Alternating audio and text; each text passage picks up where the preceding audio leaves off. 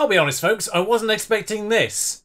I brought you back a little bit earlier because this match is third v first.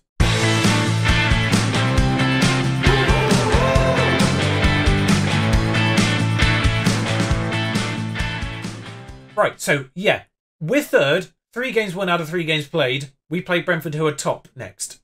Just lock in the order of these teams, particularly the ones at the bottom end, before we pop over to the schedule.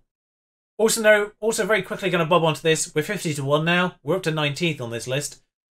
Still on the bottom end, though. Watford, top. And that's relevant because we beat them away from home. But first, Hull. Hull's manager did the greatest thing in Football Manager press conferences by saying that he thinks we're going to go down. He thinks that we don't have enough to stay up. Never ever do that. Because especially if there's a team you play next, this always happens. I know you said 4-1 because I keep forgetting they got a late consolation. 4-2. Only 2 shots on target. So 4-2 is even kind of flattering for the way that match went. Borges, Madeira, Velasquez with 2, who is a sensational prospect. And then we rotated quite heavily for the 0-0 against League 2 Doncaster. Managed to get through in penalties because at least that didn't go to 20 this time. And we faced Bristol City, who actually got past Watford as well. Good game from us. In the end, it was, realistically, a fairly even contest.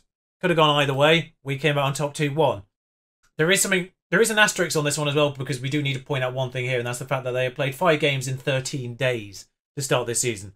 I don't know why their first match was on a Sunday in this regard. Probably because it's on television.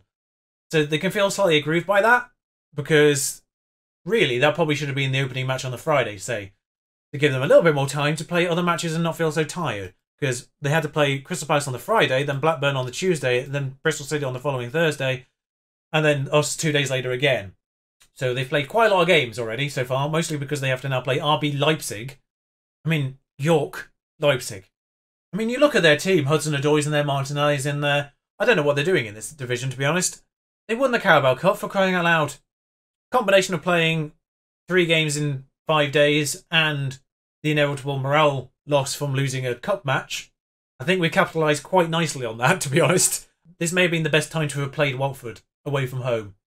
Now, keen-eyed viewers may notice a few new names in those match reports, and one of those was John Egan, who comes to us from Sheffield Wednesday after playing 3 times for them last year. £230,000 up front for him, and that's it, basically. Nothing else. £7,000 per week is quite high.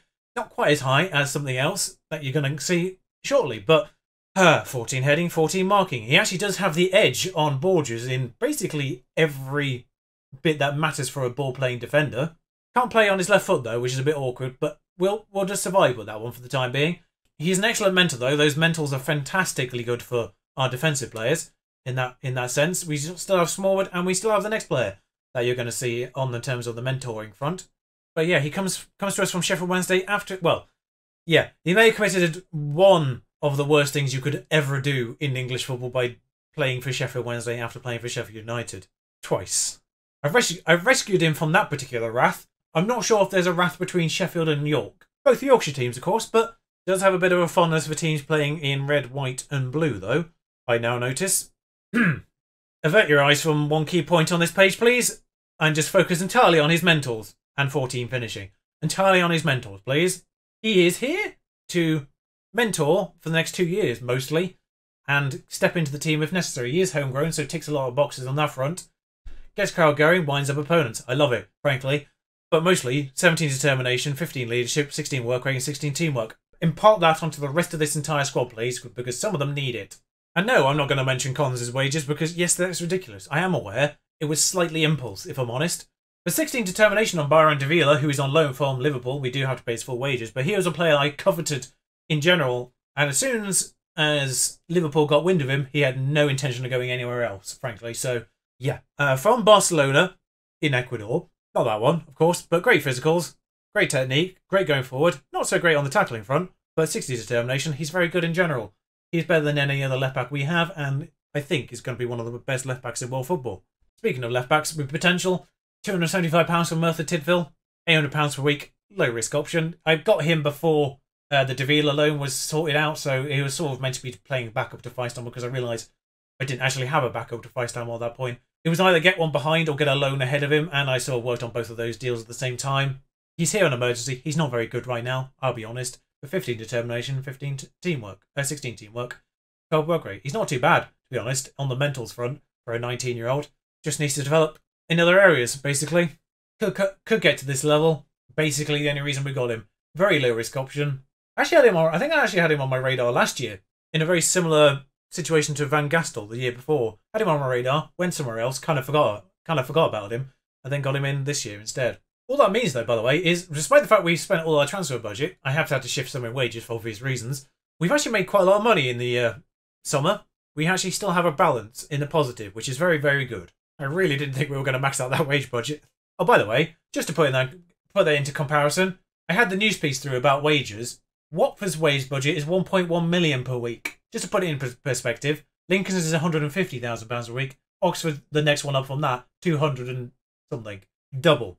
We're bottom, obviously. Lincoln, about 50% more. Oxford, next one up from that, double. We have half the wage budget of the team 2 places ahead of us in that wage list. Oh, and just so you know, things are going on. Youth facilities in progress will be done in the new year.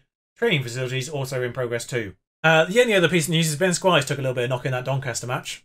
And Madeira is now up to a full yellow star on the left-hand side after about 4 games. So, very good work on that front.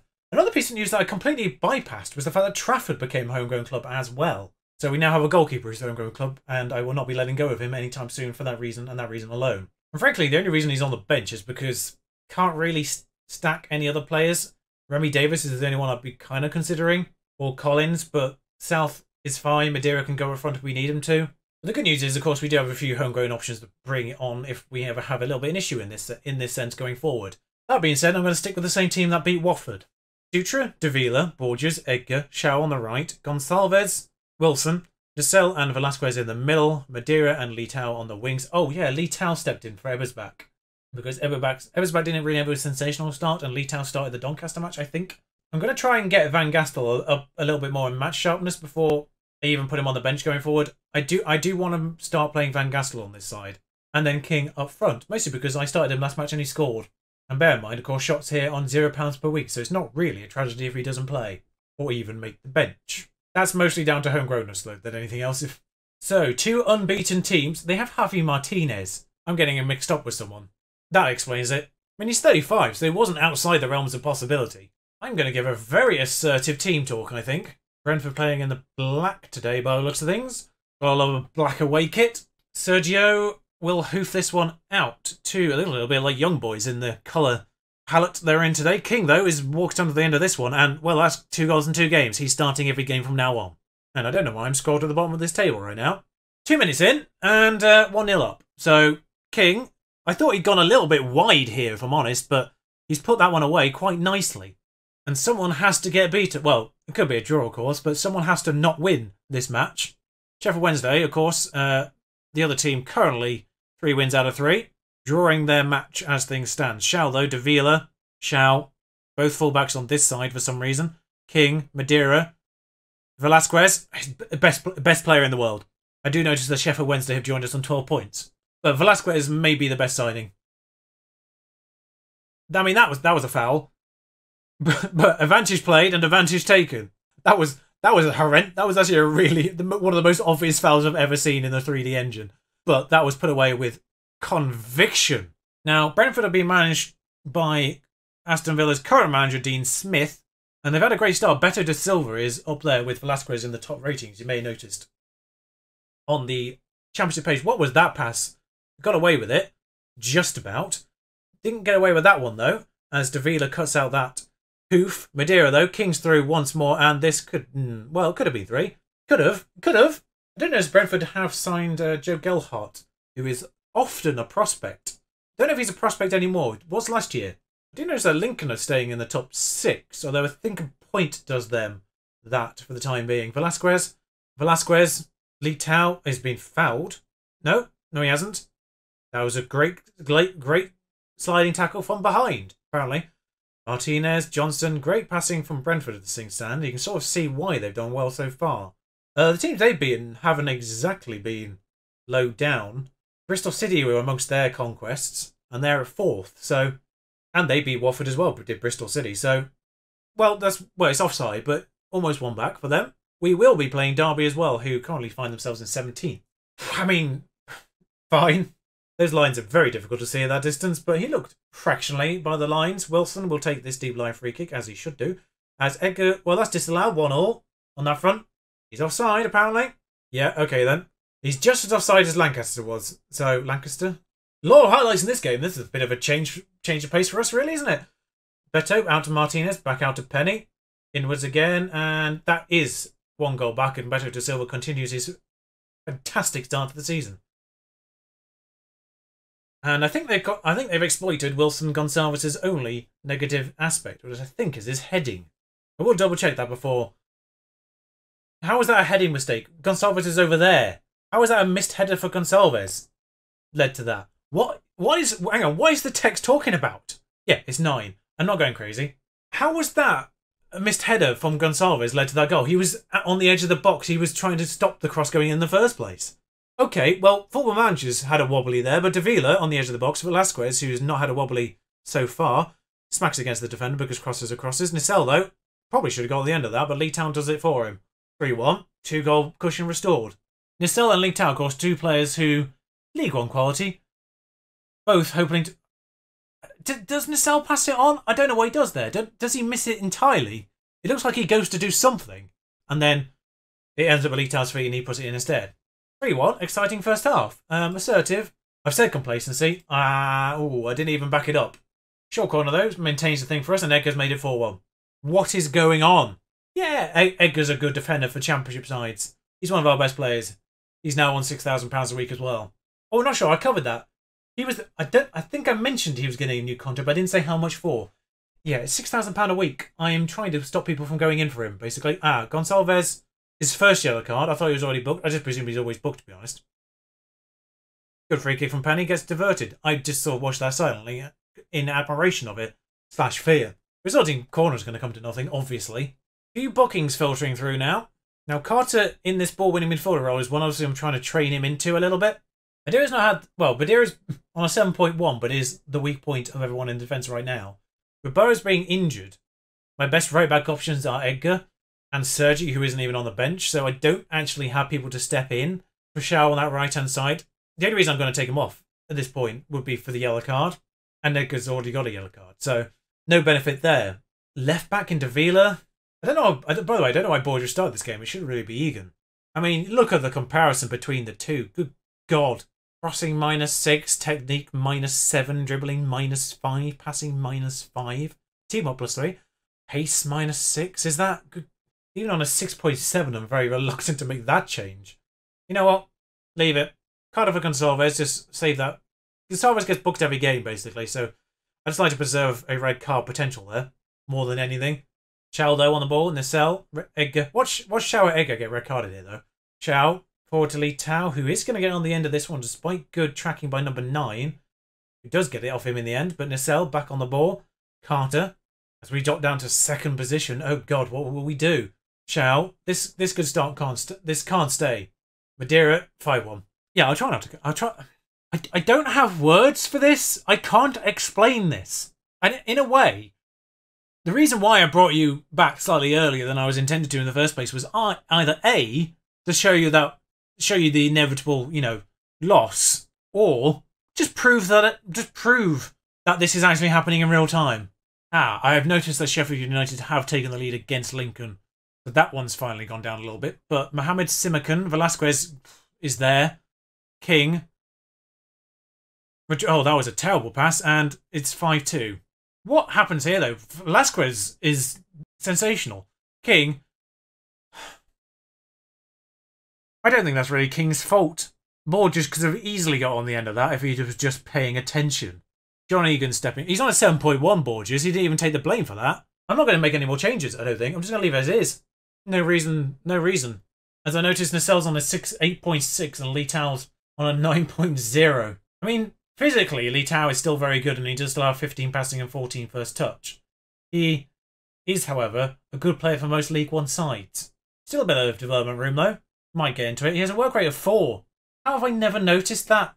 Determination's bang average and work rate of 4. Like, mentally, Lee Tao is just non-existent, really. I mean, how can I say anything other than I'm pleased with the result and the performance? Leeds, though, look a bit of a... I mean, the 2 games they've won fairly convincingly. And they also lost fairly convincingly to Watford, so it's very all or nothing really with Leeds. I love the fact Madeira is already competent in his new position. Damn right he is. By the way, my system keeps trying to make me replace Nassel with Carter. Technically, he might be a better player, but how do you take out players who pull in like 8.6s? Also, I love the fact that he doesn't understand inside forwards. You've got to play him on the side where they're opposite side to their strong foot.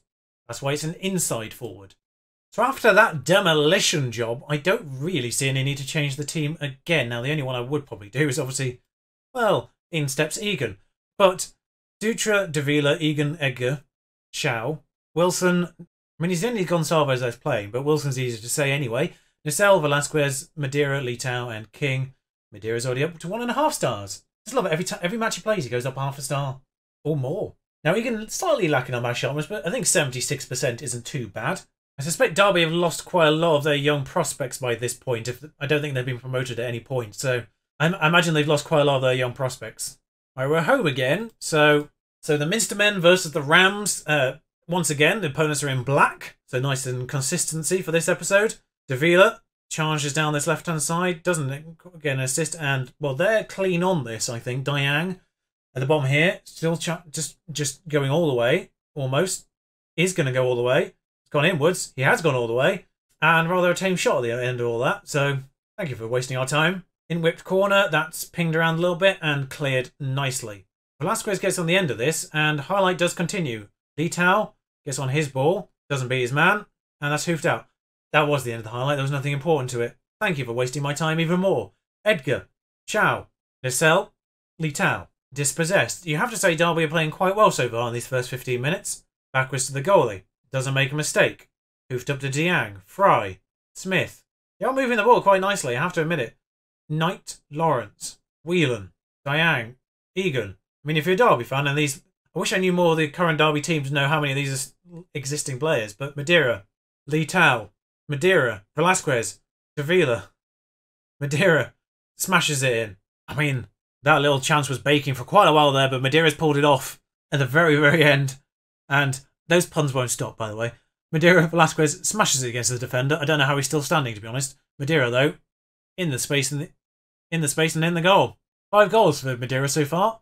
What a signing here. £245,000 Madeira was. 245. That was their asking price. Nothing else. £245,000. It may... I've got a feeling he might have wanted to leave. It might have been requested now I think about it. Because you don't get rid of a player like that for £245,000. There's another player on a radar who's asked to leave Coventry. But I don't actually have the funds for him anymore. And it's a position that I've already technically covered, but he will be a homegrown player in that position. But he's £500,000 and the wage demands on the scout report, not bad. But of course now he won't be able to join until January either way. Not quite the same. Oxford are not having a fun time. It's got to be said. It's not King's best game so far. 6.5. I'll change it up front, and that's basically all I want to do. So Lloyd South on the pitch. Davila gives it straight to South there. I mean, he's offside, the player in the box, Litau. Onside now. If he can get it across, he does. Wide. We saw that one building up. Basically predicted that chance. Sheffield Wednesday 2-0 up at Wigan. Over Wigan. They're at home. Okay, free kick for them. With a player I can't...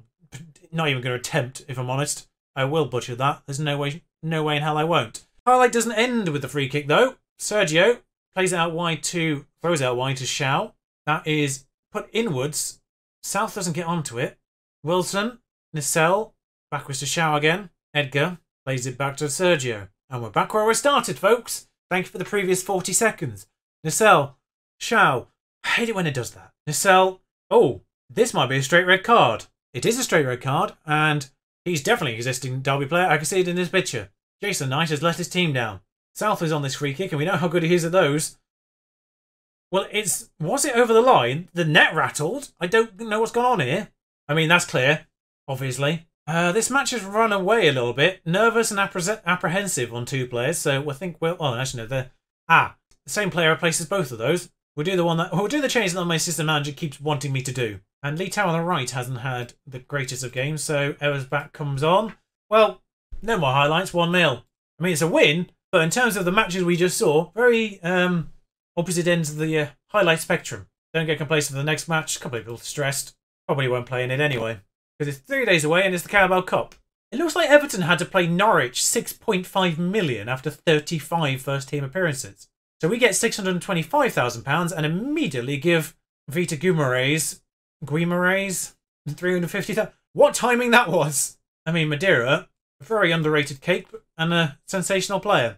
I'm almost loving the symmetry of this. 2 1-0s either end of this, and goal fests outside a very narrow win in the middle as well. What is going on? Sheffield United are unbeaten as well, but 2 draws in their mix. Crystal Palace are unbeaten in 13th. Just want to draw attention to that one. 4 draws. They're predicted second. I mean, odds are narrowing on a daily basis, but we're not shifted position. Watford, Crystal Palace, Leeds, Fulham, Sheffield... So Sheffield United and Sheffield Wednesday are living up to the top of the table predictions. I mean, Derby are way below 8th. How are Stoke, Fulham, Leeds... Oh, Leeds are 4th, Stoke are 5th. So they're doing all right. With Fulham, Watford and Palace really aren't performing. Now, obviously, Watford have got other commitments. I don't know what to bring you back for, guys, to be honest. I mean, if you include the friendlies, that's actually genuinely insane. Some weakened teams, let's be honest, the Premier League teams fielded weakened teams, but I don't know. I mean, the Sheffield United game's looking pretty good again still. It might be a very short gap. I might just skip Bristol City in the Carabao Cup, because let's be real, we don't, unless it's a Premier League team, we're not interested in cup games this year. It's all about the Championship. First year in the division, fine. If it's a rivalry in the cup, if we get like Leeds in the cup, then yeah, sure. If somehow we get to like something like Harrogate in the FA Cup, we'll bring you that match. Yeah, otherwise, I'm not really interested in cups unless we're playing Premier League teams this year. And obviously, we've got no EFL trophy nonsense. We actually, thankfully, also one great thing about the Championship, of course, we actually do pay attention to international breaks. So, Shao will be here for every match this year. Yeah, I'm going to bring you back for Sheffield United. Until then, what is going on? Ta-ra!